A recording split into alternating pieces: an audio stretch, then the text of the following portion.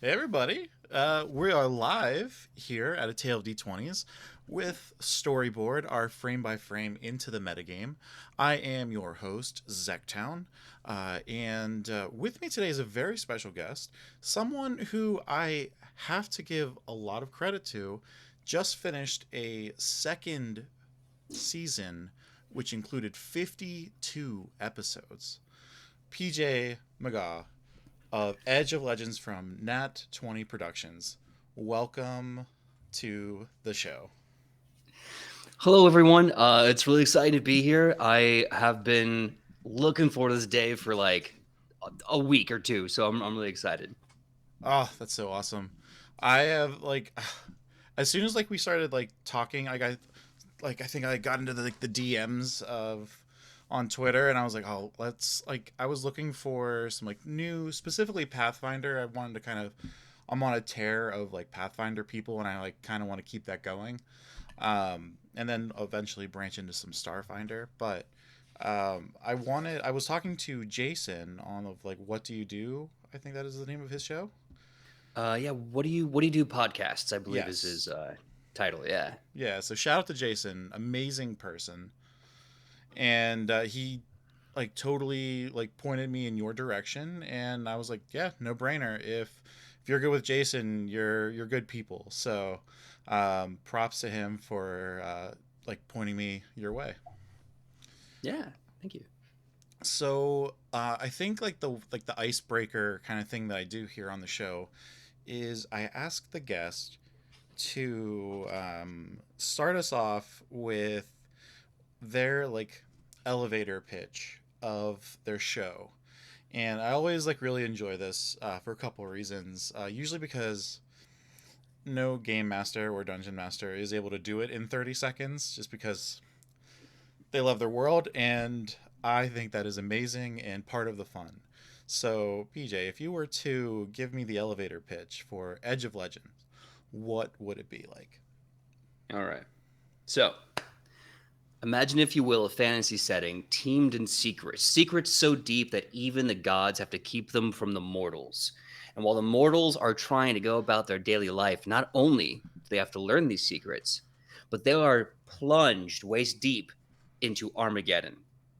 So, as they're learning about the world that they are already in, they are also suffering the constant end of all days. Not every story starts at the end, but what if we put you one that did? Ooh, I like that a lot. And I think you kept that tight. That was that had to have been close to 30 seconds. Chat, let me know if it was longer than that, but I am pretty sure that that was between 30 and 40 seconds. So excellent job. I think that's the best one we've had to date. Um, so awesome. So, for I guess how does it feel to starting at the end, just as you kind of stated, how does it feel to have ended a 52 session season? I First of all, I want to thank my players and the audience, because I know long form storytelling every week is not easy. It gets tiring, right? To commit every week for that long. I know that we like to try to have stories that last only 10 to 20 episodes for the sake of everyone's like energy. Mm-hmm. And me personally, I find that that actually hamstrings your ability as a team, as a player, as a GM to actually have fun, because you're either getting so caught in the emotions that you're trying to portray for 5 episodes, or you have a story, because we tell ourselves it's a storytelling game, Mm-hmm. and when you limit how many chances you have to tell the story, it it like I said, it hamstrings you. So I know it's not easy to go 52 episodes, but I think that we did so much more in those 52 episodes, and it feels tremendous to look back on the journey, looking back on the love gained, love lost, Mm-hmm. the jovial side missions where we get to laugh and be, silly for a time, the world that we're experiencing, and then see the growth of not only the players but the NPCs right along with them. And that feels I'm really proud of it. It's a lot of genuine pride to step back and say, yeah, we did that. Holy crap. Yeah, as you should be. That is something to take a lot of pride in, I think. And I guess because it's something that I would probably do also. When you talk about your evolution even of the NPCs, is that sort of a reflection on the growth that the show? Is that like a direct kind of correlation? Because it's in a way like the NPCs and the world is like a little bit of you, as the GM. Like this is, kind of the sandbox you've like set up, you know, and you're gonna have those NPCs that are little reflections, like of little. Maybe it's like a personal story that you draw your inspiration from or something. And do you ever kind of show the? Do you think that like showing your growth throughout that whole season or campaign can be represented in your NPCs? And do you have a favorite one that you can kind of talk about here? Ooh. All right. So there's a lot of really interesting things that were brought up there. So number one, when you are a GM, when you are any sort of creative person, there's always going to be a part of you in what you create, right? Yeah. There's always going to be a piece of you. No matter how much you try to delineate it from you, the fact that you are delineating it into something specific still means that it is based in a belief that you have, right? Yeah. So to say like growth, it's really interesting um, about the world and having a part of you in it. It's inevitable. Um, Secondly, but the growth of NPCs. I think growth of NPCs is absolutely possible. And I think it really comes down to two things, right? Like, one is the story about their growth, which it can be. I know sometimes you get a little scared if we have a narrative based around someone that's not the players. But the fact of reality is, what do you think the big boss is? What do you think the BBEG is? It's the NPC the narrative is based around. Um, so with that in mind, like in season two, the story was about the growth of an NPC directly, and how the players affected his growth, how the players' actions and the prophecy they were fighting, how all that affected the growth of a lecherous, womanizing f boy, if you will, into someone more emotionally conscious, respectful, worked on his trauma Mm-hmm. self. And then of course there's the unintentional NPC growths. Everyone has Bing Bong the elf, or Boblin the goblin Yep. that becomes a mascot, and in time that forces change as well. I think it's very possible, on purpose or otherwise, and I encourage it, especially if your players like that character. Change that character. Um, and then there was a third question. My favorite NPC, I think, was the Yes, it question. was. Yeah, it was like, what Okay, was okay. your favorite NPC? Whether it was a player favorite, a fan favorite, or just your favorite, and maybe if it wasn't so obvious on the surface, what like subtle changes did you throw in there that maybe only you would know? God, this is so hard. I mean, There's so many NPCs in the world. yeah, it's a lot of opportunities here to come up with one. Yeah. So okay, so I'm gonna say three things. One, I have a recurring NPC in my universe called Jeremy. Okay. This is based off an inside joke from a game I ran years before it even got started. Like, listen, GMs, we get it. Sometimes they want to know the name to be polite, or they're curious, and you don't have a name. You have to pull one out of your butt, and mine just happened to be Jeremy. And I got tired of making new NPCs, so they were all Jeremy, and that just became the thing. But in this world, Jeremys are universal, and they all have the same telltale sign. They always use this gesture to try to like bribe you for more money. So that's one of my favorites because it's a literal running gag. No matter where you go, there's going to be someone eventually who is a Jeremy, and it's delightful. So look forward to that. Let's see. There is a guy who is the representative of their god. In our world, gods are these big things. We can get to that later, but they choose people to effectively ascend to demigodhood, like a sort of demigodhood, and they represent them in the world. And one of them is a guy named Felix Chance. He represents the god of chaos and fortune. And Felix Chance loves to make deals. When we first see him, his temple is a casino. And it's designed just like a Las Vegas casino. It's designed to take money from you. Like, you lose track of time, you lose track of bets, but he loves making deals. And I don't think anyone's really noticed this because they just kind of expect it. But every time the players make deals with him, he becomes more and more sinister. Ooh, I Now, like I don't that. I don't know where that's going to lead, but if my players are watching this, F around and find out. I'm just saying. Please, it'll make it so much more entertaining for everybody else. I love the Chaos Gods who just take the story in a completely different direction, to say the least. Yup. So Absolutely. we are talking about how you just finished your second season. For those who haven't seen the show or are unfamiliar, is a season to you kind of like an entire campaign then? And then is this like the second campaign within the same world for you? Or is this like a brand new world, brand new campaign kind of thing?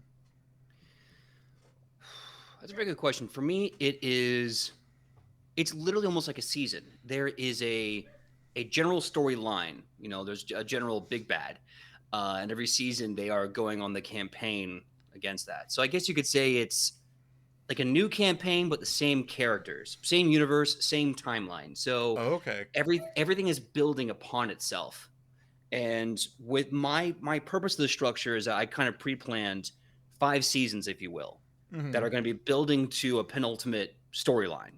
And every time we do one shots and charity games and spin-offs and etc., those also grow our world. So it's kind of like a I hate saying this, but it's like a cinematic universe, if you Yeah, will. no, I don't think you are alone in making a cinematic universe of sorts. I'm definitely a part of that on a different channel, and so I totally know exactly what you're talking about. It's very popular right now. So, and it also has a lot of fun Easter eggs for the campaigns, the seasons, if you will. Hmm. So then in season one, was it like a 1 to 10 kind of thing, and then like level in terms of like leveling, or how did that work? So season one was, if you include the kind of post-mortem Q&A, which we didn't have in season two, but for a very good reason. We had about 64 episodes, and that was a spectrum of level, I want to say level 1 to 5. Okay, And then season two encompassed 5, if you will, 6 to 11, level 11. understood. So season three will probably incorporate. My goal is anyway to incorporate like a 11 to about 15, and then by the time we get to season five, the entire party will be level 20. They'll do an entire campaign at their peak strength. Oh, that's wonderful. I really enjoy that. Actually, that's a really cool idea. Yeah. Um, so that's pretty amazing to hear, given what I have recently been watching with the end of season two, because of who they're going up against and the kind of the things that happen even before the finale for the season. So they're doing a lot of things at level 11. So that's pretty cool. Do you kind of allow the pacing then to kind of meander a little bit more and allow more RP to go on? I personally prefer that. Mm-hmm. Um, because I have been gifted with amazing role players and game players, and I want them to have their moments. I think the hardest marriage with any table, whether it's for a show or a game, is the compromise between when GMs are allowed to play the game and when the players are allowed to play the game. And Mm. by that I mean, I know recently the idea has been that this is a customer service job for GMs. Your job is to create the product for the customer to enjoy. But I think with that mentality, we're losing sight of what it was for so long before that, which was, this is a game that even like everyone plays. The GM plays as well, not just in like a DM NPC, but there has to be something that they can engage with creatively as well. Or else you might as well be buying Pathfinder: Wrath of the Righteous, now on video games, consoles, and PCs near you. Yeah, whatever. Yeah, 'Cause whatever. they are And coming out those with are some of the something, games, but but yeah. yeah, I saw the news. I'm really excited to see what the new games are going to be making are because I'm a huge Pathfinder fan and I like video games. So match made in heaven. How long have you actually been playing Pathfinder as opposed Ooh. to the other system that will not be named here?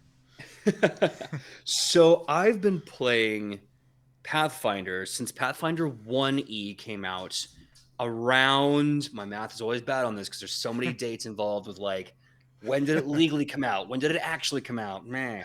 Um, I'm gonna say about 2010, 2011 at the latest is when I started playing Pathfinder 1E. So I've been playing it for about 13 years. Oh my god.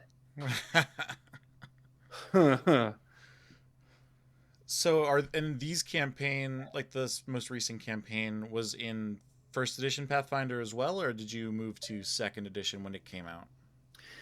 The goal when we started production on the show and the channel and the game and everything else was to use Pathfinder 2E.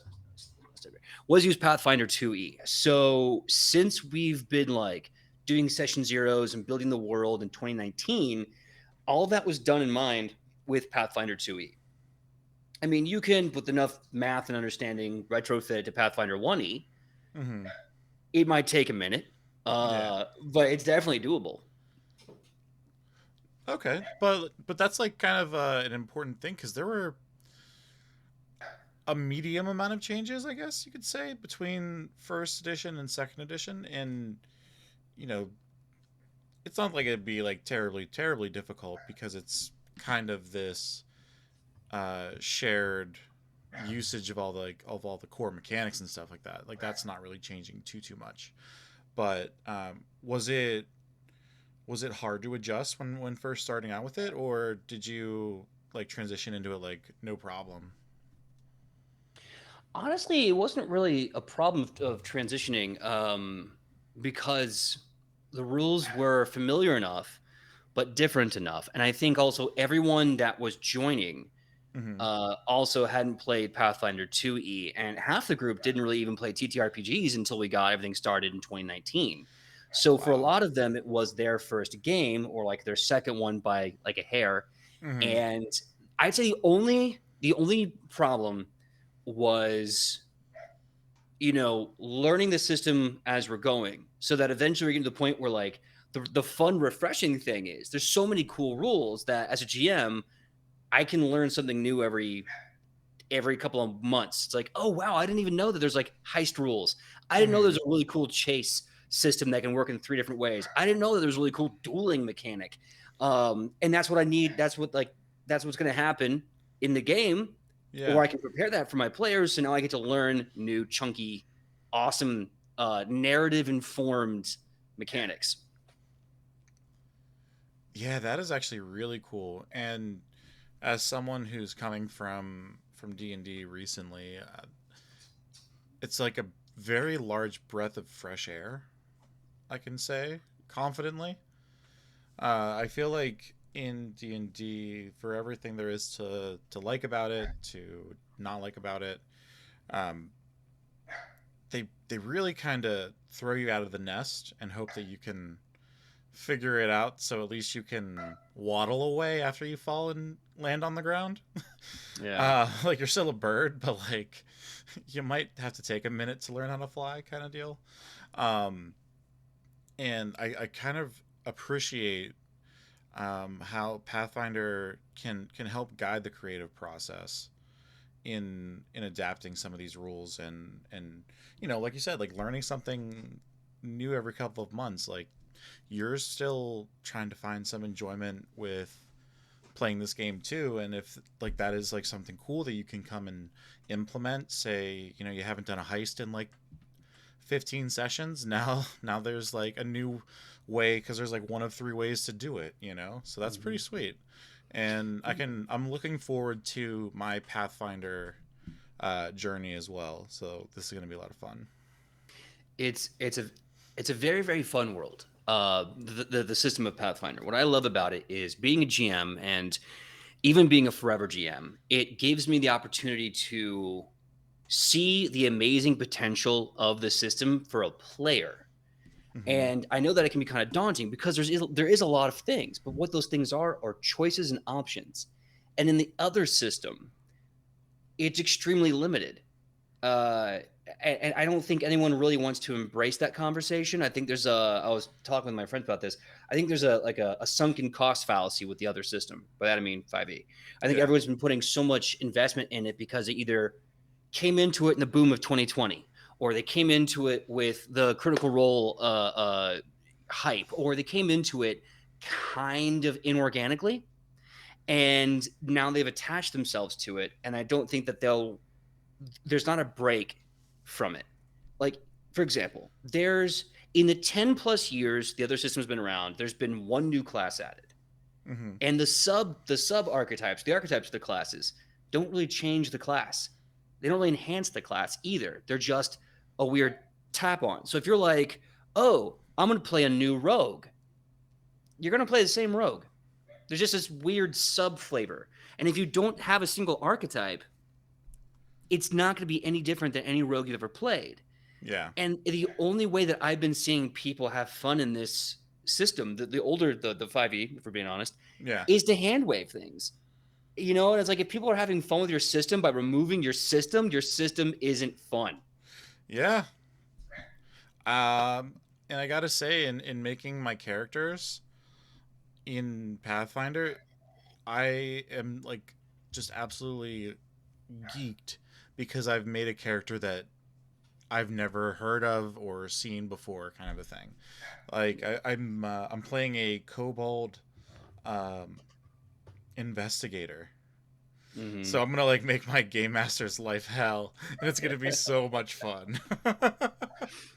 Oh man, one of my favorite things is the versatile heritage system in Hmm. Pathfinder 2e. Yeah. So like, because like, if you look at other systems, it's like, oh, you're going to be like for lack of a better word, a half ancestry. Then that half ancestry is its own entity. Instead of taking and combining the identities that are shared, and being both, they're just a third option. And what I like about the versatile heritage is it's like, hey, do you want to be a tiefling kobold? That's cool. You can't play that anywhere else. And there are rules so that you can literally be both of those things at once and still be a Hmm. unique entity, like all to yourself.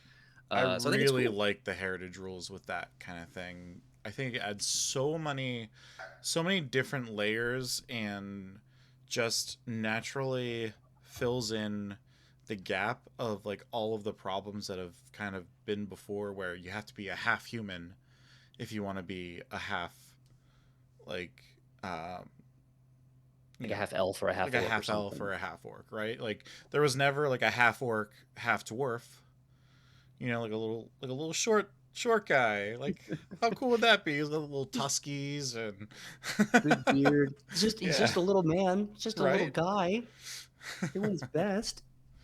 Exactly. Like where else are you gonna find that? So, I'm super excited about Pathfinder, and that's kind of another reason why I've been like also interviewing people who are in Pathfinder, because the community has been extremely welcoming, which has also been a big breath of fresh air. We Yeah. started off this conversation talking about Jason, and like really just like open arms and like willing to help find different people that may have more information. Just like even on that Bluebird application that's currently a dumpster fire, you know, the writers of the game are super accessible and like willing to talk to like almost anybody that messages them questions about their game, which is just so cool. And it's definitely more of like a grassroots feel, and Yeah. I thoroughly enjoy that. So, cheers to Paizo for that. Let me drink to them really quick as I'm getting some dry mouth. Oh, I feel that. Yeah, I have coffee and water, and I'm gonna probably need like a third water in a bit. Yeah. But yeah, no, like I definitely agree. When we were discussing the show Edge of Legend, and we wanted to figure out like what system we want to be based on, I did not trust my creativity and my rights to my world to the Wizards of the Coast entity back in 2019, and okay, I feel pretty good about that now. I feel like Yeah, as that's but it also opened up my eyes to what the Pathfinder 2e community is, especially on the Blue Bird app, because yeah, I've met a lot of friends who are very inclusive. It is the culture of the community. You know, we all came to this because we wanted the same thing. We wanted a universe, a world, a fantasy game that had a familiar dice system that allowed for more creativity, more homebrew possibility, mm, um, more options for people. So we weren't making the same characters over and over again and getting bored. But really, it created a place where BIMPOC, LBGT, literally anyone could look into the world and see themselves in that world and know that they belong there. There's a quote that I heard from someone. I can never remember who it is, but it's a great quote, and it goes, "Man, like humankind, must see themselves in God and the community to believe they are seen at all, or to believe that they exist at all." Probably paraphrasing it terribly here. And that's something I've always strived for, and that's something that I can tell Paizo's always strived for. And it's important, is a cornerstone of representation and creativity, because you really can't have one without the other. If you are not representing, you are not creating. You're just making. And yeah, if you are representing but you're not creating, then that's great, but you're a monolith now. And what we need is change, not statues basking in the sun and creating shadows over people, right? So that's all about Paizo. When they write something about a world, they include amazing freelance writers to come in, make a team, and make it not only fantasy related, but also genuinely a reflection of their culture, their home, and their identity. And it's like, yeah. F yeah, that's super cool. And we will get deeper into that because there are a lot of aspects of your world that, I feel we can discuss these types of things with. And but first, I kind of want to, while we still are talking about Pathfinder and these writers and the work that they did in creating abilities and features of different uh, species and classes and stuff like that. Um, you're a homebrew world. How has, certain um, lore attributed abilities and stuff like that affected your game, and how have you kind of adapted things with your players to kind of make stuff that might be, part of the Pathfinder world lore whenever you need it to be your like Edge of Legend lore? For me, the big thing was building with understanding and respect for the source material that we were building off of. Okay. I mean, obviously everything we did was what we created, but my thought going into this was, how is this going to work if someone was to buy the book and play this at home at their table? Mm-hmm. How could this blend well enough with player understanding and rules? Now, there are some times where you're just going to have to fill in the gap. For example, we have our own pantheon. It is huge. It is extensive, viewers. Let me tell you. Like, well, what is it? Like the first like 15 pages almost of your of your campaign notes that you sent me. Yeah, and So most cool. of that's just one pantheon. There's at least four present. And what I was trying to be mindful of the whole time is, because Pathfinder 1e and 2e do this too, and I love it, and I want to see it reflected in my world too. While we have our own main pantheons, how can we also create room for people who want to have their pantheon in this world? Um, at least in some way, shape, or form, or just mythology that they like. Like in Pathfinder 1e and 2e, there's rules for Thor, there's rules for Anubis, there's rules for Zeus, you know? And so you can be like, I'm a champion of let me think of some obscure Bragi, the Norse god of music and poetry. And it's like, Oh, this is interesting. I want to see where, because I know those two things. How do they Yeah. dance? So yeah, that was my goal. How can I build a unique world that you can at least attach a corollary to, and when you can't, then I have to put in the ground world to build that corollary for my gods specifically. Like clerics and champions can get spells and have special weapons based on who they worship or who they are ordained by, et cetera, et cetera. So at that point, you can be like, well, you can asterisk go see this god over here in Pathfinder 2e, or you can step up, crack your knuckles, drink a beer, and you can fill in those notes your damn self. And it has been a bridge from one into the other. I am working on a book that we're calling the Astrogenicon, based off the Pantheon, and it will have the rules for not only unique religion-based archetypes, but the rules for our gods, how they exist in our world for classes to play off of.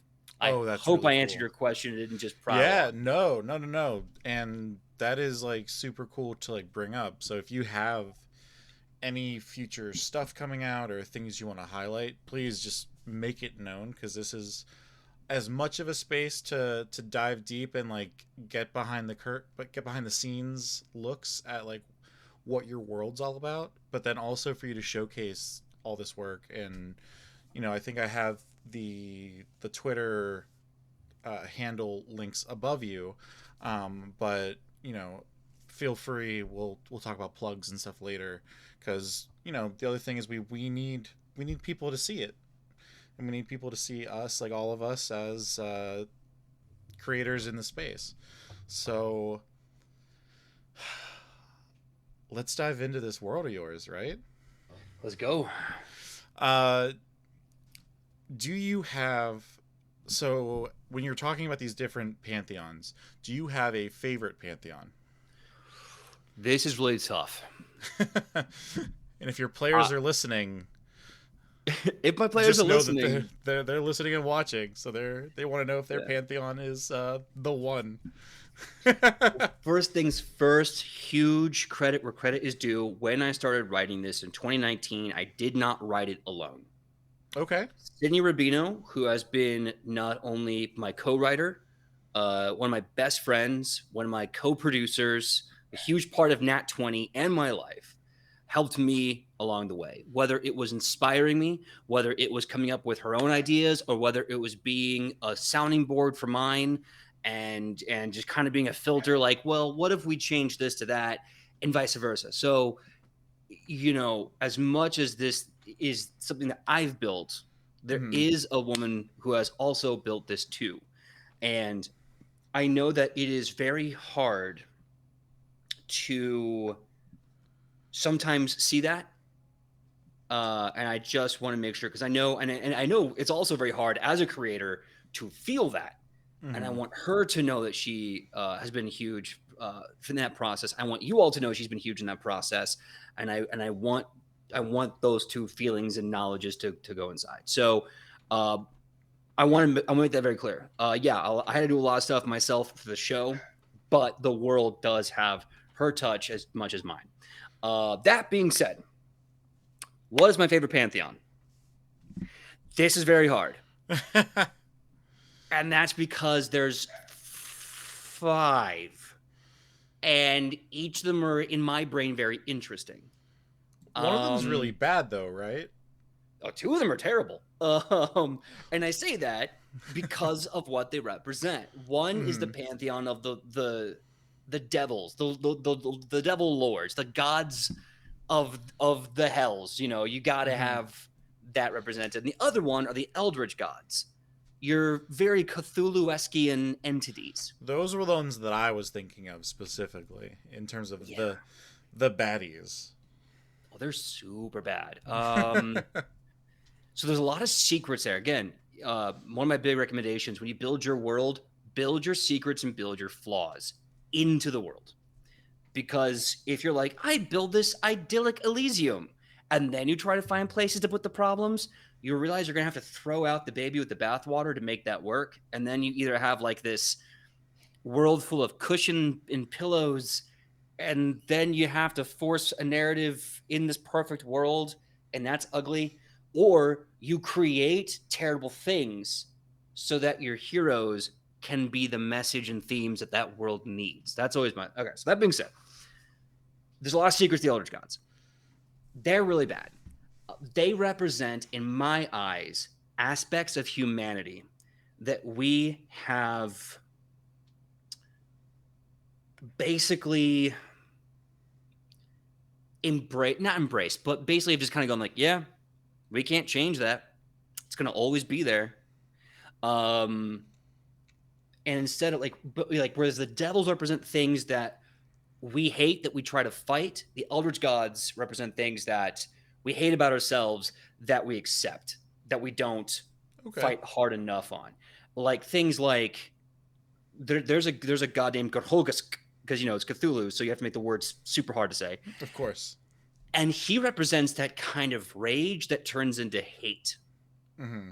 He is described as the man on fire. He is literally always on fire.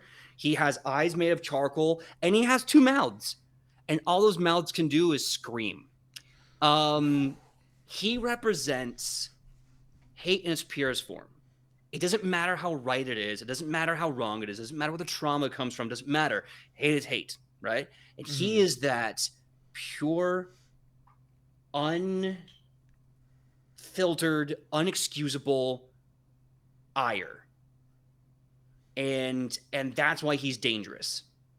Because it's a snowball. It's a fire. It lights one thing on fire, which lights another thing on fire. That's why he's the man on fire. It's very easy to have one match become a blaze. Ooh, yeah, it's that lantern in the barn kind of situation. Mm-hmm. One false move and the whole thing's going up.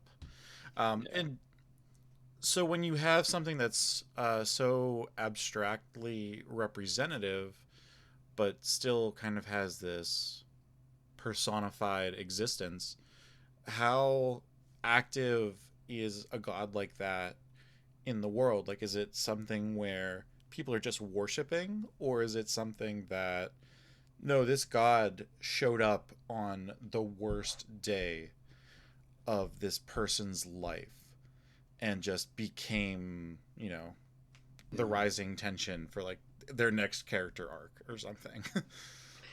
It really does depend. So, like, for example, within the Eldritch pantheon, the Eldritch gods, the old gods, there's an entity named Kamba. I think he's got like 5 A's in his name, and you have to say them all.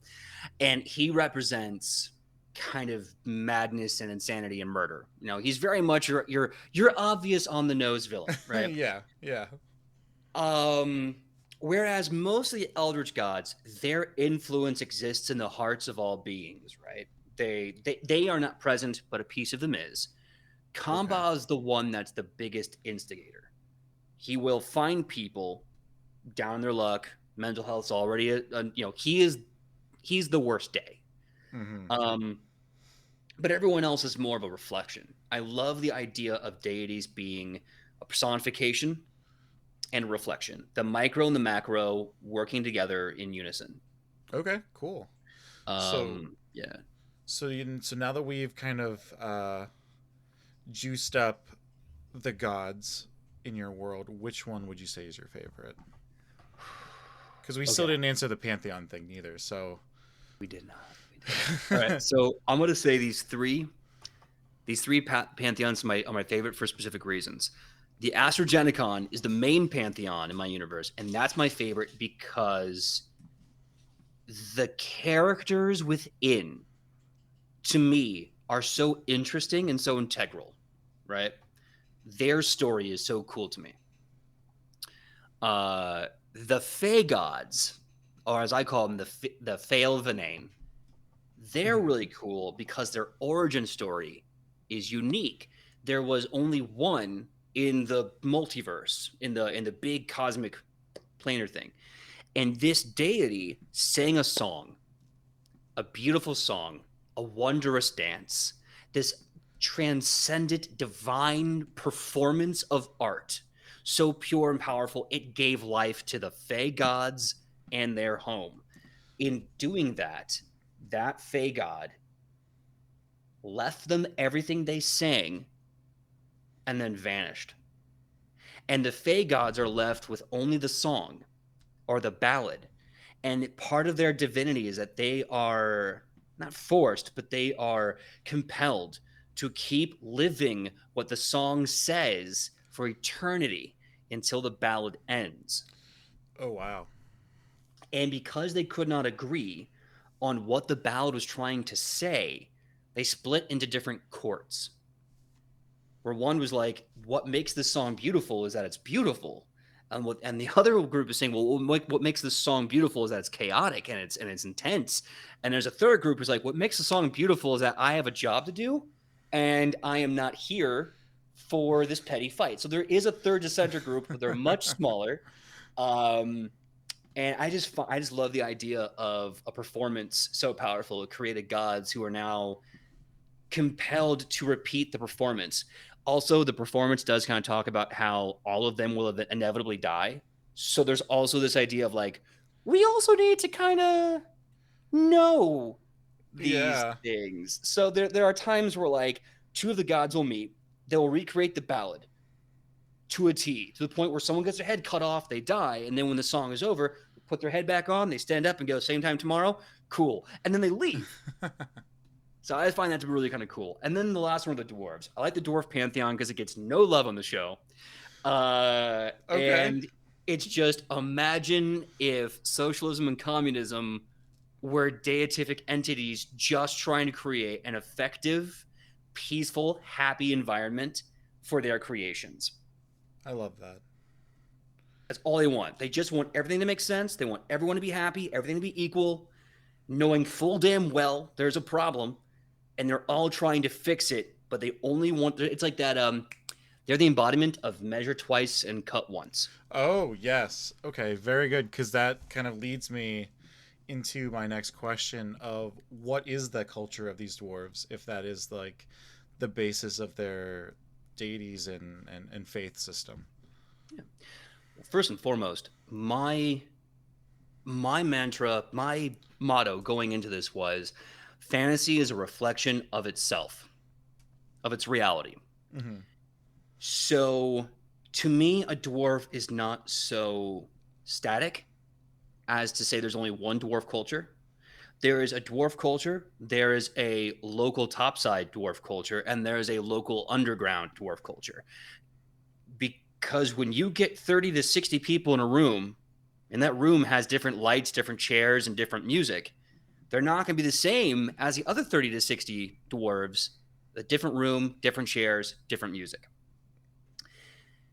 So it really depends on that dwarf, is what I'm trying to get at. Yeah. Like, if the dwarf is an Osmocon, which is kind of our kind of para fantasy South America for very broad strokes there, they may not believe in the dwarven gods. They may believe in the gods of the Aztecs, Mayans, the heroes of that culture, local legends and local lore. That's their culture. That's their gods. Oh, that's so awesome. And it also kind of we've been like segueing so nicely into all these different things, I gotta say. um you in listening to some of the show and going through the notes and stuff like that, I got a really cool handle that a lot of this campaign and this season, um, steal from history and steal from different geographic locations to some of like the reality, um, that we live in the real world. And you know, as you kind of talked about before with the gods, like that's kind of like it's like baked into this whole system. Um, how much history do you pick? And I guess if you were to kind of bring in some of those parallels, what historical or regional groups make up your world? I guess if you're like broad overview, and then we can kind of talk about specifics. Absolutely. So my goal is to be as inclusive as possible now when writing this world, with the knowledge that I am not enough to write it. Hmm. There is no way I can speak to the full living, breathing context of the groups that I'm trying to open a door for, if I can say that. But my hope was that right now, with no resources except Wikipedia and good intentions, which are paving the road to hell, Oh yeah. I can at least start something that can be picked up later with more better people for the job. With more With that, nuance and knowledge.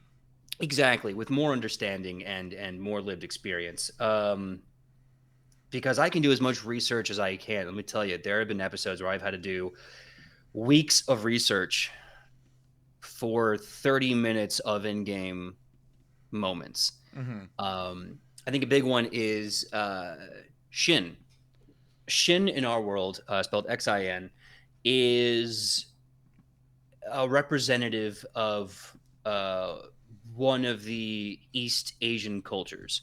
And there's three or four. There's not just one being the monolith. No, there's like three or four different East Asian cultures represented in the world with different lands, different names, different cultures, different histories.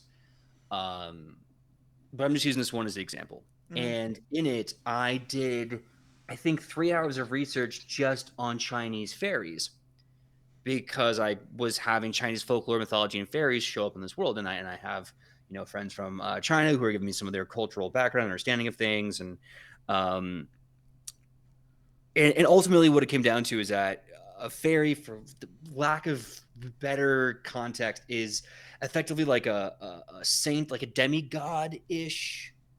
It's like, it's not like a fairy like we think from European mythology. It's basically Hmm. an ascended human chosen by a higher power to do, not to do things, but just to be cool. That's Just to be. just to be, basically. Yeah. Yeah. And so Like yeah, you tons earned of it. research went This into that. like you earned Yeah. it. This is your thing now. Good job. Yeah. Either you're super pretty and wow, you're cool. You're very talented at something. You're very witty. I just like you. You did something like you died doing something cool. Like general mythology. Like Hmm. if you start studying mythology as a formula across the board, you're going to find a lot of reoccurrences of concepts that people Crazy how utilize that differently. is. Crazy how It, that is, right? it's like we're one people. Right? I know. So yeah, that's what I try to do. There's East Asian, there's Southeast Asian, there's Middle Eastern, African, South American. I've tried to create a space for a more, shall we say, European centric representation, but I try to keep it confined, Hmm. not what's what I'm looking for, not isolated, but I wanted to make sure it wasn't the most prevalent power It on yeah, it the has planet. equal bearing on the world as much as any of the others, unless there's like a specific plot reason for one to, have an overbearing or something like that. That's like the Exactly. conflict. So, Exactly. Like I know what is it? One of my favorite nations that a lot of people have complicated feelings about is Acadia. Acadia for me was the first kind of place I put focus into, and I wanted to tell a story with like Middle Eastern heroes and culture and a basis, but one that was complicated. Maybe mhm. that was the flaw. I don't know. It's not perfect. And again, I hope that I can perfect it one day. But I want it to be complicated because I kind of wanted to have this conversation about how we view individuals based on their groups. And then I started kind of making their timeline more reflective of American culture.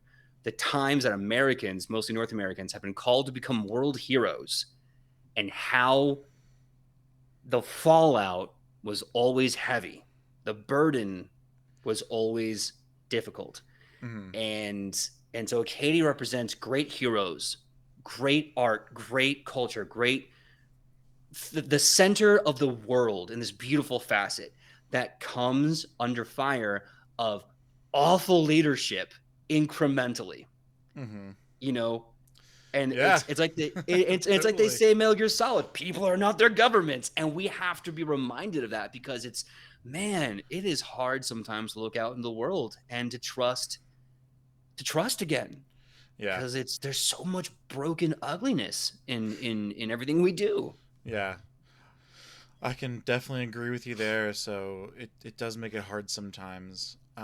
So with a name like Acadia, did that name come from anywhere specific in Yeah, terms of that as Acadia. well? So it's funny because I borrowed this for the world too. Yeah, Acadia was an actual country. Yes. It was an ancient civilization. Oh God, I cannot remember the dates off the top of my head. Um, but it's interesting because it was brought forth by King Akkad. Was where you get Acadia, and the very first king of Acadia is King Akkad. Now, in my world, King Akkad was a is that 9 times fast. He is a priest of a small village that was beset by warlords and eventually had to in order to find peace and stop the bloodshed was chosen by Azamat, the big god in our world, and had to basically start a military campaign to defend himself and his people. And then that kind of spitballed into the first nation being created, and it took his name, King Akkad. Priest Akkad became King Akkad, and then it became Acadia. And Hmm. that's similar to how it actually happened in history, minus the divine mythology behind it. Got it. Yeah, that's really cool. And I love taking real historical events and like subverting them or changing the outcome Mm. and like just changing all the names and potentially the setting, but like the general threads are still there. Like I once kind of set up a one shot that was basically a retelling of like the Romans fighting the Gauls at a specific point in history. Mm. But like instead of them being like in this landlocked mountainous semi-mountainous region, I'm putting them on tropical islands with keys and mangroves and stuff like that. And like how is that like a thing? And like how does that change things? So your history buffs and nerds are definitely welcome here, is what I'm saying. um so it was really cool to hear you bring up Set in the game, and like hearing all these different like Acadia, for example, like with the Acadians. I was like, oh man, this is fantastic. And like what other ancient cradle of the world stuff did you put in there, and how did that warp and change things? For example, like your knight system with like some of the kings and stuff like that. Yeah. The big thing with the knights, if you're talking about what I think you're talking about, with Adolfon. I think so, yes. Yeah, Adolfon. So me and Sydney are sitting down, and we're like, okay, so we have Acadia, full of heroes, powerful magic, powerful military. So they have this thing called a King Nimrod. Now, for those that know the context, King Nimrod in this old Babylonian term it means he who hunts and kills God, effectively speaking. Hmm. And Nimrod basically hated. There's more geopolitical stuff, but the broad strokes are he hates organized religion. He wants to create the Tower of Babel to unite people away from religion, and the project went awry, and everyone believes it was God's intervention. I'm not here to Yeah. debate any way of that, but we get the term Nimrod, like, oh, he's an idiot Yeah. because of this guy. Yes. It's and it's interesting out of context. So history there. So we're like, okay, we got that. Let's get something that's different. Let's try to create a country that represents what we'd like to see American politics be without the corruption. Ooh, man. An election with no black money. Yeah, an Wow. election with no super PACs. Oh, wow. Everyone that's in the position has earned it. Um, they have been put through a system that has tried them and not just manipulated people. And then their terms are limited. So even if they get that position and they lose their cool, they're going to be gone in a year. and they're going to be replaced by someone who actively like has been tested, tried, and should do okay. That's the thought. And then the checks and balances without the horrible discrepancies of power balance within our checks and balances. Yeah. Yeah, that was like something that I was like, "Oh, this is really cool. This is like the right timeline. If we could jump back to the right timeline, this is what it would be like." Civil servants that like want to help people. Yeah. And that's something that we wanted with the Knights. The Knights of Adelphon specifically. I believe their names are the Knights Senatari. And their whole thing is that they are servants first, senators second. Returning to the idea of civil servants that protect us, not control us. Yes. I'm just like going through my notes to try to find that spot because it was just so cool. While you're doing that, I can talk about season 1 a little bit to kind of fill in. Fill people in on season 1. So season 1, everything took place on the Adelphon continent. That's where we kind of set the stage, and there's a huge chunk where they were in Adelphon Prime, which is the capital of the Adelphon country on the Adelphon continent. You can see why they had to put Prime in there because it would get confusing. Which Adelphon are you talking about? My country, my continent, my kid, right? It's a Vegeta complex, and there was a part where, because I had to make things interesting, I had to put a worm in the works. A guy named Lofin Sempris. And if you go back and check in season 1, he's there a lot. Lofin Sempris, which I believe is Latin for the loyal traitor. And he is effectively someone that the big, bad, evil guy corrupted and bribed and started using him for manipulations on that continent. So it's like it only existed because of an outside force, and it was then fixed because the heroes became an inside force, and they corrected it. So that's awesome. Yeah. So how many dead languages do you need to know in order to get all of the Easter eggs in your campaigns? Too many. I was like, oh man, just throwing Latin names in there, like, it's like people could just like if you know your stuff, you're just like, oh, this is gonna be good. Just wait. so there's a few things. One, I gotta put a big finger up to the man, J.R.R. Tolkien. He started building a language and then built a fantasy world for that language to be used in, and that language he built was based off of Norse and Irish languages and cultures as well. My big belief is that history influences fantasy and fantasy influences reality. And we can build a world where reality and history do not exist in our fantasies. That's fine. We absolutely can. But I think inevitably, because we are informed as people by those three things, that they will work together. Look at everything Pratchett did. Pratchett was informed by his reality in a huge way. For sure, yeah. Yeah. So if you know languages, what Easter eggs will you get? I'm gonna jump continents in a huge way here. Let's go to the sort of proto-African cultures that I started to build. I've not gone deep into yet because I don't think I can do that alone for a lot of reasons. But I started a thing that hopefully I can get an awesome group of creatives and we can work on this together later. There are 2 NPCs. 3, yes, in the show. One is named Iyelenu Obinrin. Her name literally translates into the Yoruban language as Wonder Woman. Okay. Or wondrous woman, amazing woman.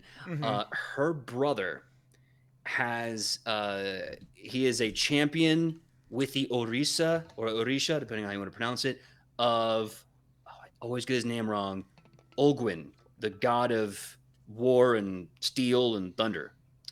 And his name is Awan, which I believe translates to hammer, because he is the chain breaker. With the god of war and steel in him, he basically goes around and frees people who are like captive, frees people who gets ambushed, and he's a big believes in freedom. And this is the third, and I'm very proud of this. There's a character named Isawo who has an adopted daughter. Mm-hmm. Her name is Marinle Logorunun. Her name in Yoruba translates to the number 104 exactly, which is interesting because it's such a beautiful word for 104. And 104 is the periodic element, I believe, Rutherfordium. And that is the first period. I'm sorry, that's the first element on the periodic table of elements that was discovered by a black man. And she herself is a mad scientist of sorts. She's like 12, and she learns science from goblins. So she loves bombs and making things blow up and learning with chemicals. So I Mm-hmm. was like, I want her to be a big, uh, I guess, what's what I'm looking for? Like to pay homage to the first black scientist that found a periodic table of elements, a whole element. Yeah, So that's if you know awesome. your Reuben, there's your lesson. There you go. Oh man. So you mentioned Tolkien, and I can't help but think that you also haven't studied Joseph Campbell in the process. Oh my god, the hero's journey. Are you kidding me? Yeah, right? Like, whew. We kind of danced around the fact that a lot of these mythologies kind of overlap in many increasingly obvious ways the more you look into them. And it's something that I find deep attraction with at an interest level. So I'm constantly like, my YouTube algorithm is bizarre. It's like fishing videos and like ancient history, like in mythology. Like it's something, and tabletop stuff. Like very strange times for me. But I have been like a huge Joseph Campbell, you know, like follow your bliss is like one of my like favorite sayings to tell people like all the time. Like I'm like, follow your bliss, like do that. Like that is like what he embodied every day, because he was like a very spiritual guy. I know he had like a Christian background, and I think a lot of that is like also part of being, you know, a guy who grew up in the 50s and like 40s and stuff like that, like it was kind of more of a popular thing and more normalized thing to be like faithful that way more regularly, I guess. But he was also, a major progressive in terms of different forms of spiritualism and relating the facts that, you know, this Jesus guy kind of sounds like Buddha, and wait, what were those like missing years of his life that he like maybe spent out in like a different region of the world that's like nearby? Oh. And then he like brings all that out and then also talks about, mythologies in Africa and mythologies in Europe, and the crossovers there, and just how, you know um, Tolkien did a lot of like the European stuff because he didn't see a lot of threads that gave one big European mythology, and that's kind of what his homage to his like mythology is with Lord of the Rings. So I think you can study Campbell and start to see these things, and has that influenced like the way that this campaign kind of came together? Oh yeah. Like I said at the top of this, you know, everything about you is going to influence everything you do. Mm-hmm. You know what I mean? I like to say life is art and art is life. It's the minute we try to strive away from that fact, the minute our art has no life and our life has no art. Campbell, Tolkien, hell, R.R. Martin, all these, they're all, I mean, even the Enlightenment period, they're all products of their time. Yeah. The Enlightenment period was definitely affected by mainstream religious culture and industrialization. A flee from that, return to nature, find God in yourself, find God in the the empty abyss of beauty. Hmm. Tolkien survived World War freaking One. Mustard gas attacks, tanks becoming real. Yeah. You know. Uh, the industrial warfare machine becoming something we couldn't even possibly fathom after already fighting for 200 years. And something that I love the most about, well, something I think is interesting about this the most. Obviously, he based a lot of the struggles of the hobbits on the dudes he met in the trenches. He's Hmm. like, these are Welsh, Irish, English, French. They are just dudes who want to go home, have a kid, and eat a potato. That's all they freaking want. Yeah. And here they are, forced to bear the machinations of godlike entities greater than them. In this case, unfortunately, governments. Hmm. And the best little homage to this, because he served at the Somme specifically, if I recall his story Yes. correctly, Yes.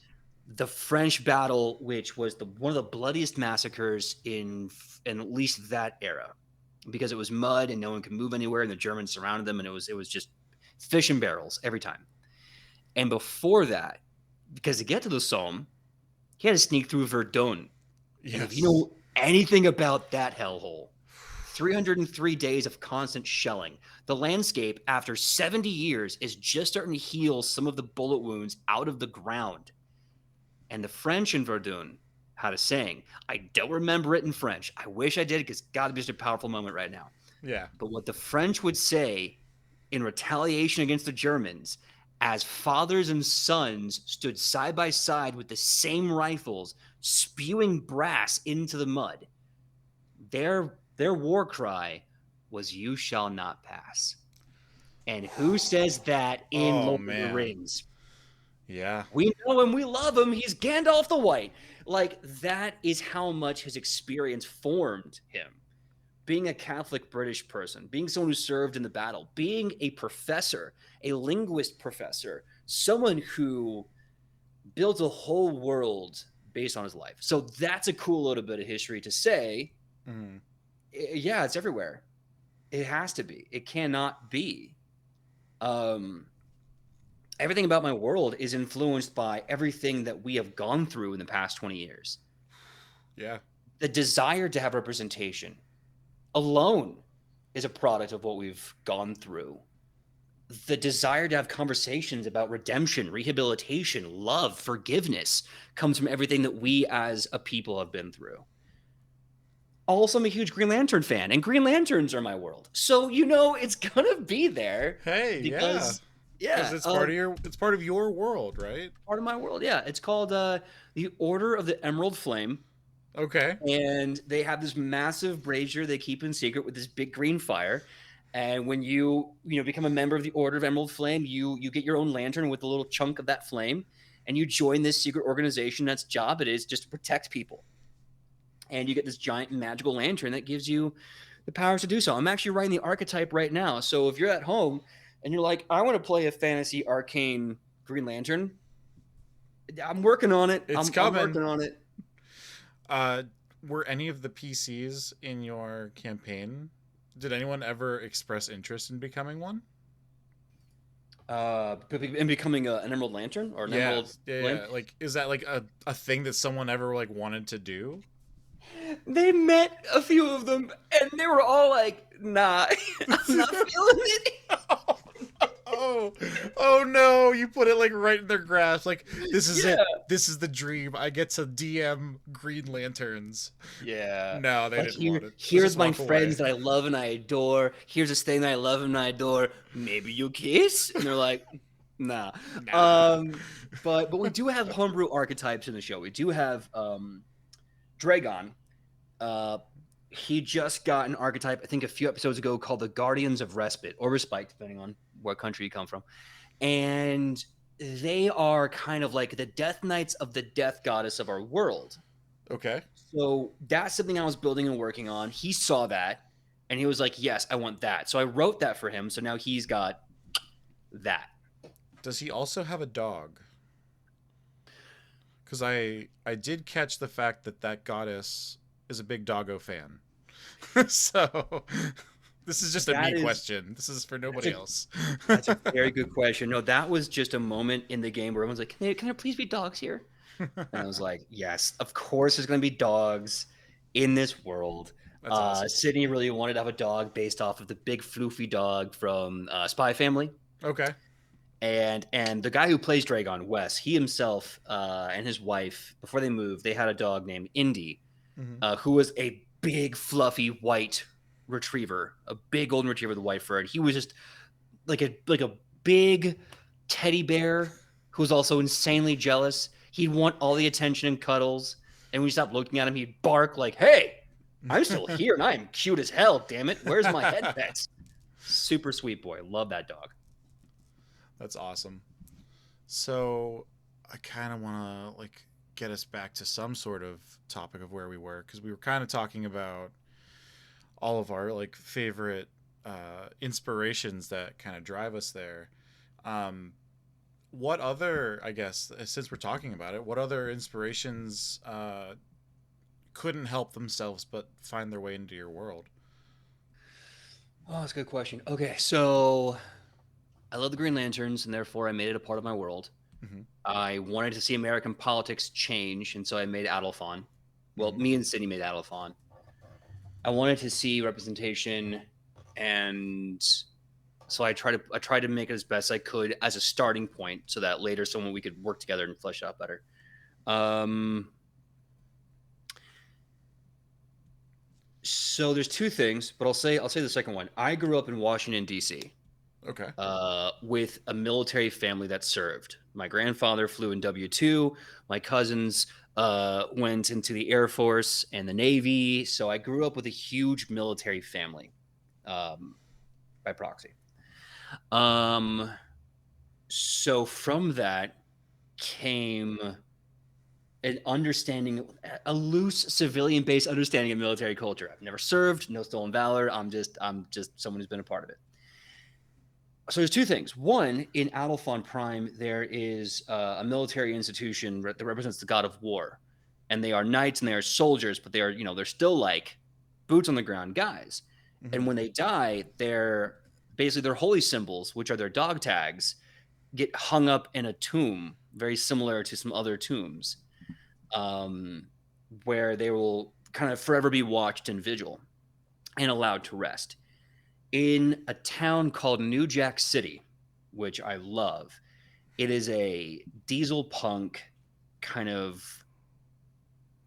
like fantasy industrial America where you have a lot of World War II feelings, but they're fighting magic. So, like, are you familiar with Oh, the Night Witches? the Night Witches. Why is that something that sticks out of my head, but I can't place it? So, the Night Witches in World War II was the first all femme elite aerial unit in the world, to my knowledge, and specifically Russia.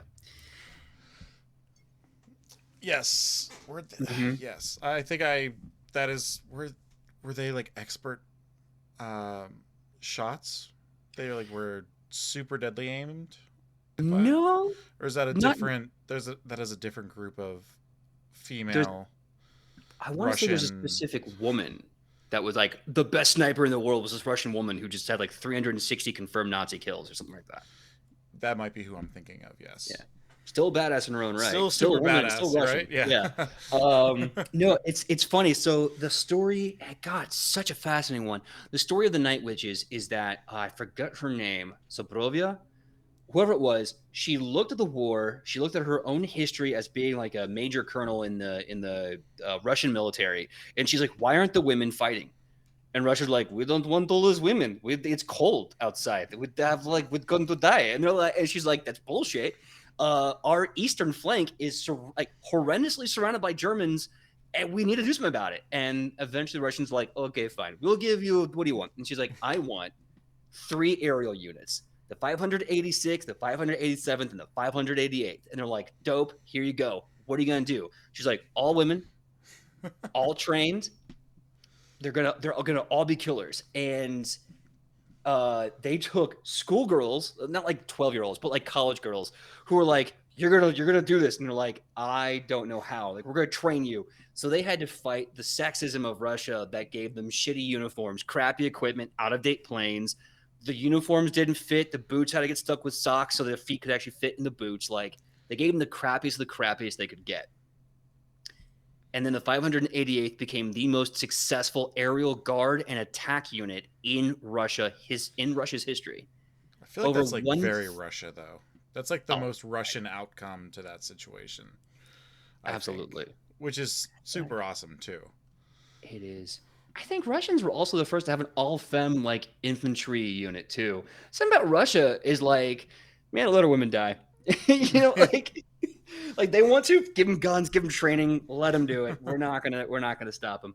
Um, yeah, they flew like 1,000 missions and they came back 1,000 times. Their planes were so crappy that the German fighter pilots, their engines would stall trying to chase them because they were so slow. So like so, it almost so kind of they worked in their favor. couldn't be slow enough to get caught. Oh my gosh, Hmm. that's hilarious. It's a fascinating story, and these women were rebels and rowdy and badass. Like the shenanigans they got into. Anyway, so Night Witches, Hmm. awesome story. World War II, grew up in a military household. New Jack City exists because they had to go to a war with the god of magic, the deity of magic, and they survived. And now all they have is technology and the magic that keeps flowing in, trying to kill them because it's kind of left behind. It's an oopsie daisy kind of moment. So, who do you call when a Tarask starts walking up to your town? Who do you call when dragons fall out of the sky to kill you? You call the Night Witches of New Jack City, who get That's in their it. planes and blow them the hell up. So you have And airplanes in your world too? they are extremely isolated just in New Jack City, but we Okay. have diesel punk World War II So it's like real machines, diesel punk, not super just diesel like punk. kind of like a feel. It's like actual diesel punks. That's really fun. It's yeah. I was just like, I love the idea of this tiny little muddy, rainy place that Hmm. has to fight insane odds, and the only way they can do it is with military precision, equipment, and technology. And so it's diesel punk. You get like big old chuggy engines. You get like dirty leathers and canvas materials. Everyone's got like a cold iron dagger in case they have to get into a fight with a pixie. Like it's real. It's hardcore. So I guess like a cool nerdy question that I kind of have and am observing is you mention it being like this World War II America of sorts, and you bring up the fact that they're running on diesel and technology, and they're rallying against magic. Um, there is sort of been this rising tide of a specific brand of conservatism in our own country over the past 20, 30 years, where even longer if you go back far enough to like the counterculture of the 60s, where some of this propaganda began. But um, there's always been this I really don't want to say the words, uh, return to Eden of sorts in pushing back against, I guess in your world you would call it magic or just Hmm. change and unpredictable matters at hand and stuff. And so I'm kind of wondering, did certain aspects of a current political climate like influence that world, or was it really just more of like an homage to um like the 40s? Hmm. That's a great question. I'll say right now, I didn't have any intention to have a right wing message anywhere in this world. No, and I and that's why I like don't want to like construe it as such a way, because like I don't necessarily want it to be, you're making a political statement, but more as like a study in philosophical difference with this like rally against progress sort of sure, sure, thing. sure. It's Yeah. Oh, I'm sorry. Continue. No, I'm so sorry. it's like more of like that literal, like, we don't want the changes that magic can provide. Mhm. And I find it interesting that you're giving them like advanced technology, which is like also typically in the real world parallel, the thing like the science that needs to be rallied against, because it's that technology and that cutting Mm. edge that's becoming so unbelievable that we're approaching magic. So I was Mhm. wondering if that kind of like played into this like relationship there. That's a great question. I wish I could say it got that deep. No. This is what it says in the tin. New Jack City was just a small foundling kind of city state country. And Izix in our world, in the Astrogenicon pantheon, Izix is the deity of nature, of magic. Okay. They're called the source because like magic can be both um, alien and innate, right? Mm-hmm. And they kind of pump that through the entire multiverse. And so Isix basically was like, I want one place on this world that can be all magic all the time, instead of having a greater understanding of magic. And this was Isix's folly. Isix forced magic on a people who just didn't understand it. Mm-hmm. And it became a really toxic relationship, and then they caused a fight. And then Isix realized, oh crap, this is not good on all parts. I basically instigated something. I'm going to go and, as my apology, I'm going to create the magic college. So if you want to learn it, it's there. It's still there if you want it, and it's still, and the understanding is thriving there. Mm-hmm. But New Jack City had to develop so much technology that now they're in a part where they're like, well, this is us now. We are going to continue to develop. And it didn't help them at all that when Isix left a bunch of tears in the multiplane Mm-hmm. multiverse. So as they're ripping open, that's why you're having constant magical attacks. You're having dinosaurs, you're having pixies, you're having dragons, any magical creature constantly break through. Because Isix is now chained to the magic school trying to like get that to work, and they can't focus on this at the same time. So now they have to defend themselves. My goal was just to get the mental image of what if you had a woman in a cockpit with a giant machine gun shooting a dragon in a rainy night sky? How do you get to a point where this can exist in a neutral state, if you Mm-hmm. will? So it wasn't really about progress versus, conservative Ludditism. It was just what happens when a god overreaches. And now that I'm thinking about it, I'm like, oh shit, now I can't unhear I'm so all these sorry. things. I'm like, damn it. It's like your subconscious has been like railing against you all this time, right? Yeah, I'm like, man, I didn't. And I'm sure anyone in the chat's would be like, yeah, you didn't think about that. I'm like, no, I just wanted to have World War II veterans I just thought it was punch a dragon. badass. I just thought it'd be fucking cool. But that's funny too, because like, so in season one, it's a war story, and Mhm. one of the generals is the propaganda general because he's a bad guy. And my entire message with this entity, this character, was that propaganda is bad. The only time propaganda is good is when it's fighting for you, but it's still a manipulation. It's still a psyop. It's still psychological reconditioning and reprogramming of a base of people when really we should be having more open conversations. It's Oh yeah. it's it's the first bad faith argument that ever existed was propaganda. It's the first bad faith argument.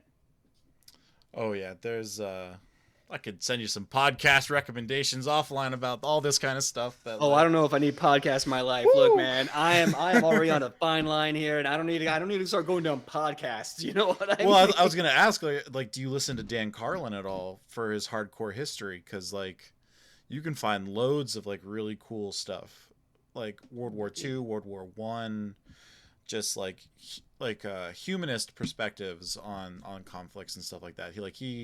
He will go into like firsthand accounts from journals, like reading stuff, and um, gives as unbiased of an opinion on historical fact as much as possible for various reasons depending on the topic. But uh, just with like some of the stuff you're talking about with history, I'm almost like expecting to be like, oh, so you obviously listen to Dan Carlin. Like this is like very obvious to everybody here. I just listen to what I can find, and I do my YouTube searches, my Wikipedia rabbit holes, just to see as much I can learn. I love it when I can learn a side of history that we don't like talking about. Hmm. Not because it's like, so like specifically, um, oh god, there was this director, I forgot his name, but he made a mini series about like the things they don't teach you in history class. Yeah. And one of them was like, and I thought this was fascinating. FDR didn't want to go to the war because he was like, we couldn't afford it. And then saw that England was being prepped up to become the World Bank because of how much money they were making off the war. And then said, now we need to influence ourselves. We need to get involved because if we don't, England will own the world economy. And that's when you started having the United States sponsor uh, pilots and soldiers to become volunteer experts in bombing raids and attacks. Okay. So it asks a very tough question that we need to ask, especially in fantasy. Are we heroes for pure reasons? Or are we heroes because of machinations? And at the same time, though, like, are those machinations of a pure intention, or are they of like a personal intention of just like one one corrupt being? Like, oh, I love this type of stuff, and like Mm-hmm. diving into that is just what makes doing this so much fun. Um, and I think, looking at where we're at, I think that kind of like brings me, because I try not to keep everybody here for forever, and I want to give you time to really talk about what you have going on. So I try to like leave the last 15 minutes for, I don't know, like answering stuff from the chat or really talking about what you have going on right now. So I think like the last thing I kind of want to talk about is something we started to get into before we went live tonight, and that is kind of like loving loving the space that we're in as content creators, but hating the disparity Yeah. and in being able to express ourselves fully and give it what it should be worth, kind of thing. Yeah.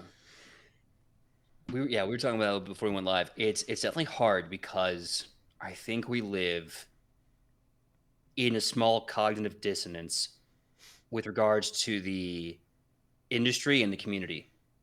Mm-hmm. Um, there is a desire for a certain level of quality being one thing, and that is hard to attain when you expect six people in a studio every week. But then you complain that it's pre-recorded, and then understanding that there's only like six people in the world that can afford to create that investment that can even support the return of investment afterwards. Like if you Yeah. look at Hyper RPG, they've stopped, from my knowledge, from my limited knowledge, they've pulled back a lot actually on their RPGs. They've done more creative YouTube shows and shorts and things that there's a better ROI on. And we are expecting everyone at home with a microphone and a camera to be incredible voice actors, incredible role players. First of all, to be healthy. I don't even think half of us have like a good emotional mental health basis for that. And then on top of that, financial basis, which we certainly can't. We're not a corporate entity, Yeah. and there's so much disparity, and even within that, there's so many tiers and echelons and ceilings and closed doors, and it gets ugly both at the face and at the base. Mm-hmm. Yeah, it really does. And like I think we were talking a little bit about like limiting factors, like just access to technology Mhm. and that expectation that you're going to have, 4K cameras, and you're going to be using top of the line mixers with XLR only microphones, and all of this is just passion project, right? Like, and you're gonna do it for free, right? Yeah, Forever, exactly. like. And then even if you go in with a business model in mind that I'm going to do this to make a profit, First of all, nothing wrong with that, by the way. I know we're trying to fight for the purity of this landscape, but the fact of the matter is we built this landscape off the backs of influencers that we paid to be influencers. We need to separate our intentions here, Mm-hmm. right? And people have spent, organizations have spent millions of dollars to get us here. So we need to live in the reality that even though we are trying to create art and tell amazing stories, there's inevitably going to be a cost analysis of that. Yeah. And if you go in with a business model, creating a great product with amazing people, funny, deep, great conversations like we're having, Mm-hmm. there's still the risk that eventually, in order to make this happen, you're going to go into a huge deficit to the point where it's not even worth the money because you're killing your bank account and your sanity trying to keep even with what you want people to see and what you want to do. Mm-hmm. Yeah, and I just give so much credit to groups like yours and A Tale of D20's, where you know you're spending a year of your own time with yourself and others, like in groups of people. It sounds like it with proper proper nuance and lived experience, fleshing out your world. uh that's your most valuable resource is your time. It's like a kind of like a little mantra I've like kind of stuck by the past few years, because I was spending time not not wisely, and now I'm like insanely busy, so I feel like I'm managing time a lot more. And I think my own focus on like valuing my time, and like not necessarily putting like a dollar amount on it, but you kind of have to keep that in the background of your own head, just for your own sanity's sake. Because even like on our end as like the creator, we're kind of like, like we have goals that we're striving for to eventually meet. And if you don't have that self value, you're never gonna push yourself to have to meet that expectation. And two, you're never going to get that expectation across to your audience. And I feel like that's also super important. And I'm honest about it. Like at the end of every stream, like I'm always the guy on the cast who's like, and if you really like what we do, please make sure you follow and subscribe. One, so you don't miss anything, and two, it helps us keep the lights on, pay for Canva, pay for Libsyn, pay for all this like regular stuff that just no one ever is going to pay attention to, because you know they're just watching the stream or they're listening to the podcast. But a lot of this is like super super influenced by passion projects. And you know I guess what would your vision to guide that into a more shared space be? I think we kind of talked about that a little bit before. Yeah, maybe. I think my vision to make this a more shared space, a more, at least across the median, a more successful base too. We just need more, and I don't mean more streamers. We need more home bases. We Mm-hmm. need more platforms for social media streaming. We need more than just YouTube, and we need more than just Twitch, Yeah. because we need to have places where people can be seen without fighting people who have more money, more power, more clout, that are going to get more priority. We need to have more houses of creativity for the tabletop itself, which means we need more studios. We need way more studios. We Yeah. have 3, maybe 5 if you count like the other people that are doing okay, but they're just getting up there with some of the influencers that have kind of trickled up and down the spectrum. We Mm-hmm. also need to admit to ourselves that we have a spectrum here. We have a top tier, a B class tier, and then kind of this fudgy area. And then with that in mind, we need to build our studios knowing that there is a an implicit hierarchy to the creativity of what's being presented.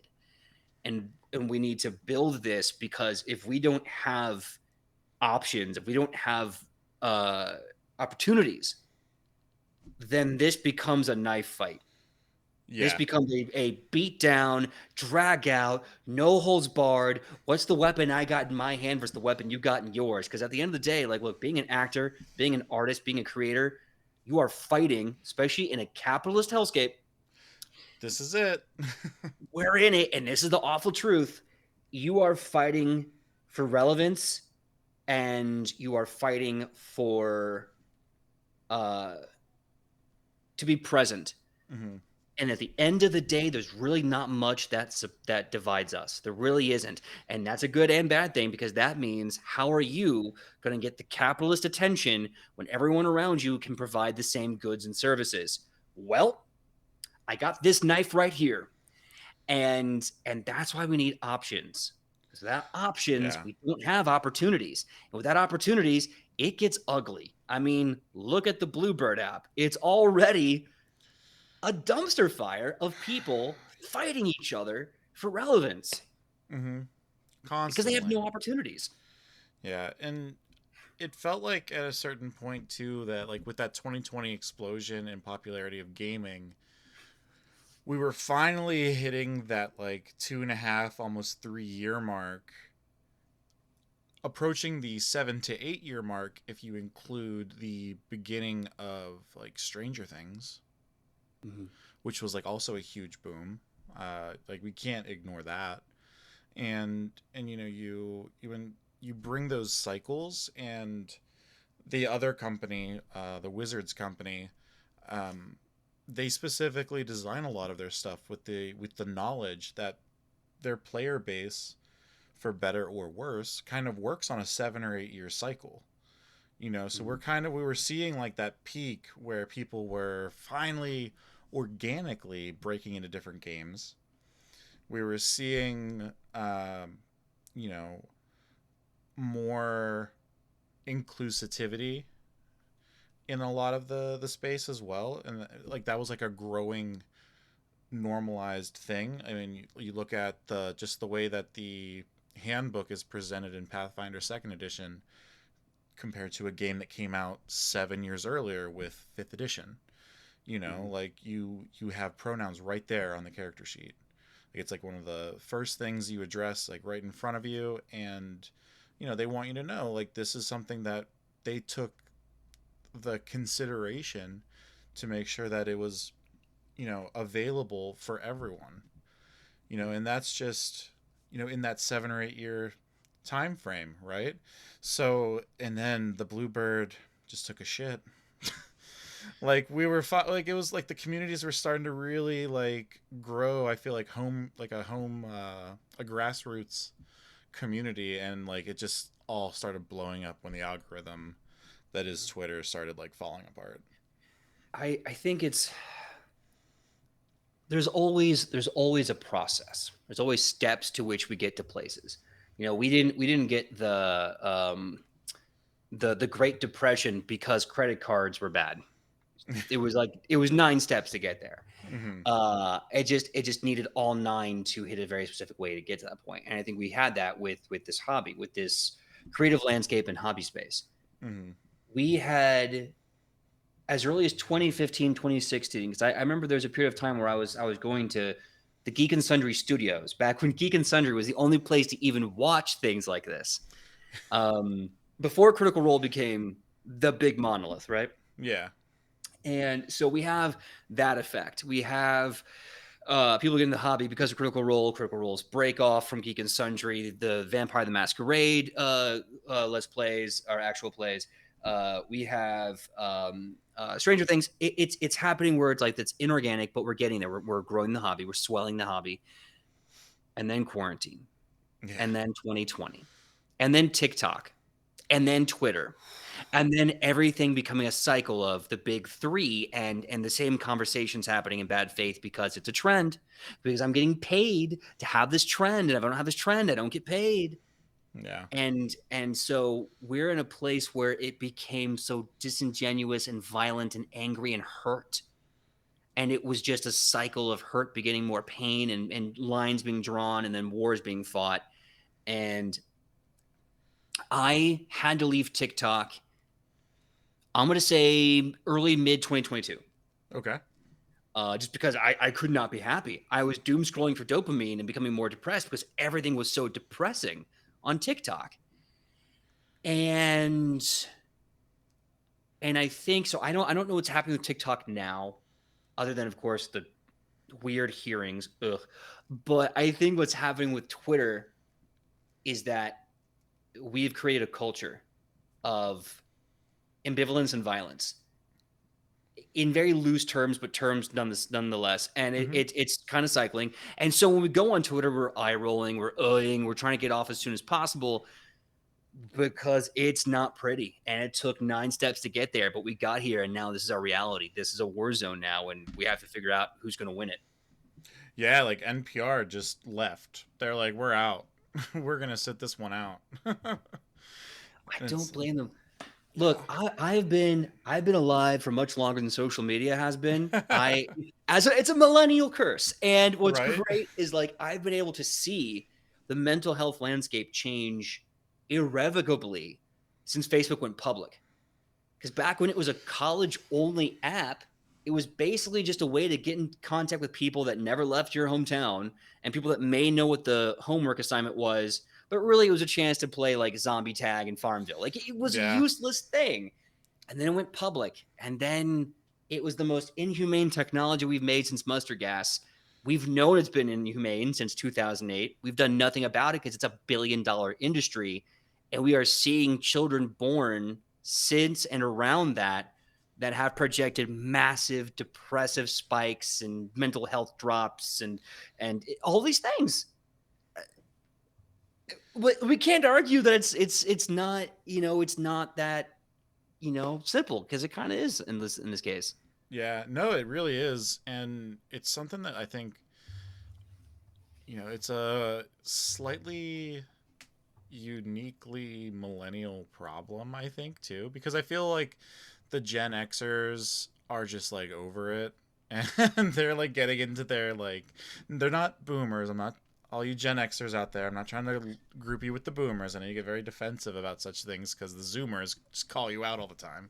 Yeah. But like, um, they're getting to that point where it's like I am tired of taking stands. I'm just like trying to make sure I can stay afloat sort of mentality, which is arguably been the Gen Xer philosophy for like a hot minute anyways.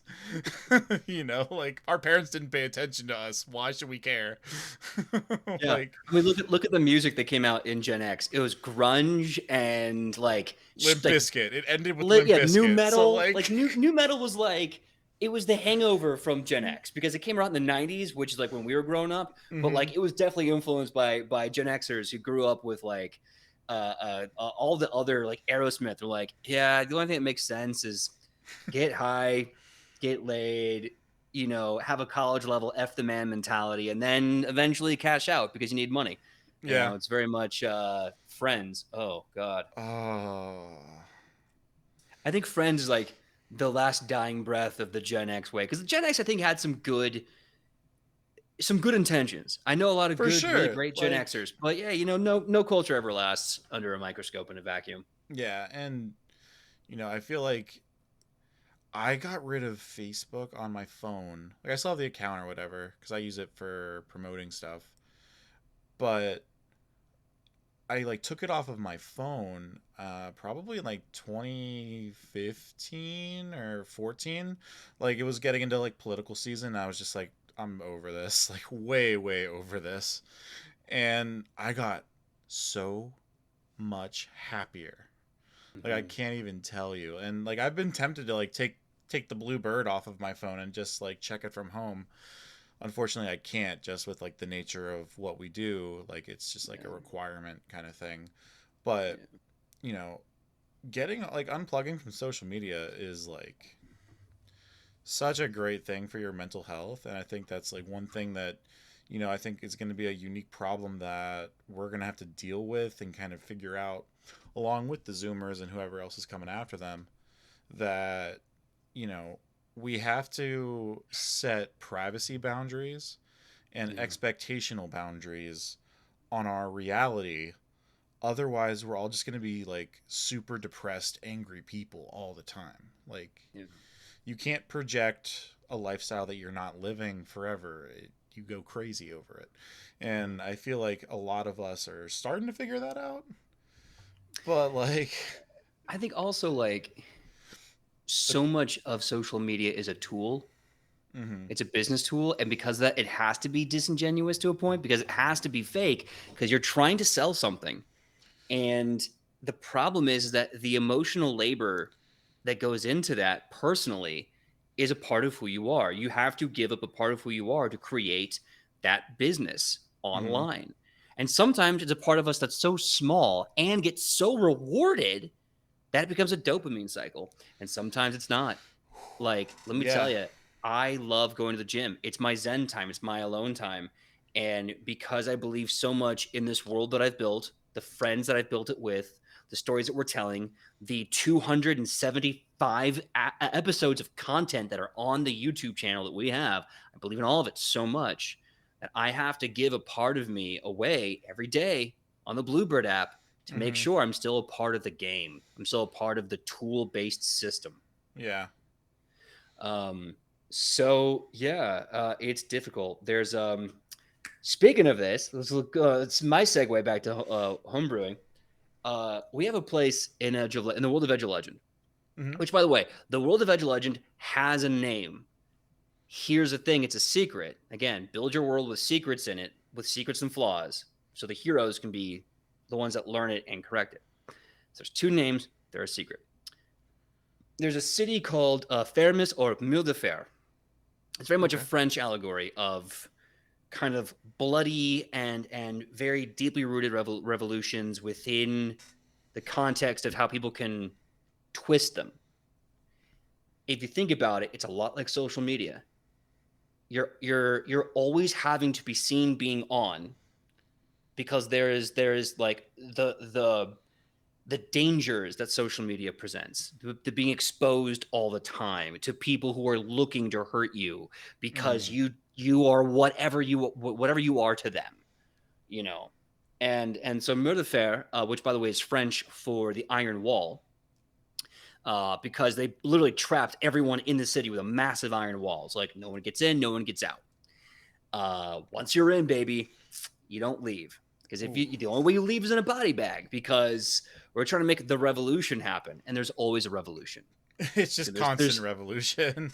constant. Yeah, the idea is that there's like someone stands up and goes, "I don't like this revolution." They get a revolution going. They become the power. They inevitably become corrupt, and therefore have to keep the revolution through violence and fear, while everyone is exposed to the major social aspects of Faramis, or the Pharaoh. Like there's always people watching them, waiting for them to try and go against the revolution, and then another revolution rises, and this cycle continues, which is exactly what Robespierre was doing in France, which is why the guillotine is illegal, because the guillotine was his social media. Yeah, that that's what got everybody's attention. Everyone was it was the spectacle, you know. Yeah. People seem to forget about the guillotine is that I'll say, and I'll stop because I know I talk way too much, but people seem to forget that the guillotine killed rich people because it was used by rich people. It wasn't a weapon for the poor to stand up and defend themselves. It was used by a paranoid schizophrenic Frenchman who thought all of his friends were out to get him and he couldn't trust them. So he killed them publicly, systematically, until he was the last guy it killed. That's the metaphor of the guillotine that I think we need to kind of be mindful of, because otherwise, when you take history out of context, you lose history. Yeah. That's a No, big that's thing. completely correct. And that kind of stuff is super important because then that's that to me it's real, and that's what is going to resonate with your players primarily, and then also your audience as like a secondary thing. And that is super important to remember, is like if you are drawing from history one way or another, um be cognizant of the context. Like, context is everything. Be cognizant of your sources. Like, are you getting the whole picture? Are you missing the disenfranchised voices who were shoved down the stairs instead of, um, you know, brought up hand in hand to the top floor? Like, all that's, and that's what makes what we do so beautiful too. So I think, like, as we wrap up this 2 hour chat, why don't you tell everybody where they can find you, and um, maybe even give it like another shout out, because again, I will commend you. 52 episodes in this second season, everybody. And you were not alone. You had some very gifted role players and gamers there with you. So if you want to give them a shout out and let everybody know where they can find you, we'll wrap this thing up. Absolutely. First, I want to thank you for having me on here. I hope I got to actually answer your questions about world building Oh and not just yeah, no, like, have side tangents out at the wazoo. no, this is what the show is for. It's for the side tangents that kind of give the context as the game master to the world. So I'm glad we were able to do both and really get deep on that. I'm glad too. So yeah, Edge of Legend just wrapped season 2 up, I think like last week. You can see all of our episodes on our YouTube, youtube.com/nat20prods. We have a Discord. We also have a Twitter that's you can see up there, Nat20 Production. You can follow me at PJ Megaw all over social media, Instagram, Facebook, and Twitter. PJ Megaw or PJ.Megaw, depending. And if you like a world that has a deep rooted history, over 40,000 years of history, an amazing pantheon, culture, magic, intrigue, love stories, humans, and all kinds of people rising up against a common enemy and fighting the abyss, the inevitable abyss of all things. Like, check out Edge of Legend Wednesday nights on Twitch at twitch.com/Nat20 Productions Official. We're currently on hiatus, so we'll be coming back, I want to say sometime in June to celebrate our 3rd-year anniversary, because we've been doing it for 3 years. We have 64 episodes in season 1 and 52 episodes in season 2. It's a lot, but it's all great stuff. You can watch our growth from the very first episode to now. We have grown so much. So I hope you like it. I hope you like the world. I hope you like the gods and the devils and the insane gods and the awesome humans and the politics of the dragons. And yeah, we look forward to seeing you there as you become legends right alongside us as we do our best. Yeah, awesome. Yeah. Thank you again so much, PJ, for joining me tonight. We'll have to get you on here as a guest player some point, so that way you are not forever the DM, GM. Oh, thank you. You know, and until next time, everyone, this has been a fantastic show for us at Storyboard. Thanks again.